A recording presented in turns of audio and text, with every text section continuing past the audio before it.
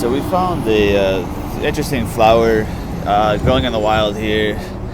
At first, we saw the flower head, and it got our attention. It's not any family that we know we've been studying. Basically, we look at it, very little clue. I mean, it looks like it only has 2 leaves, which, you know, pretty much as far as we know at this point, I think she have 3, 4, or 5. This actually has two blue petals, and there's 1 white petal down there, so that's the 3rd. It does have a simple leaf structure, parallel veins, as a monocot. Looking it up, this is Asiatic Dayflower, and I guess this thing blooms just once. So this flower we're looking at here, as far as I understand, this is the only time this thing's going to bloom this year. But tomorrow it'll be done. Besides the flower looking interesting, we had come back another time and saw the flower closed up like this one. And that's when we used the app to identify it. And then we realized we had seen this flower earlier in bloom.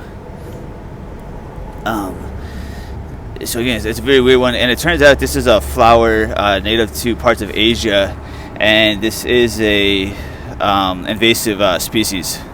And I guess it's getting kind of common in the U.S., North America.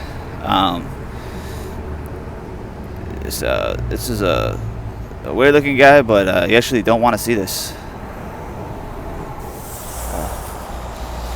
So here's a flower that caught our attention. Very unique looking, but it does look like Asteraceae. You have some ray flowers. You got the compound flower on the disc here in the center. We tried to use the app to identify it. It was coming back as the genus Chrysanthemum, but it was unable to identify the species. We're wondering if this isn't, like a bred plant, like crossbred, stuff like that, and maybe that's why it's having trouble. If you know what it is, let us know in the comments. Looking on, images, it could be a daisy chrysanthemum.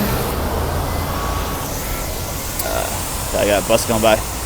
It may be a daisy chrysanthemum. That's about the closest looking thing we could find. But definitely Asteraceae.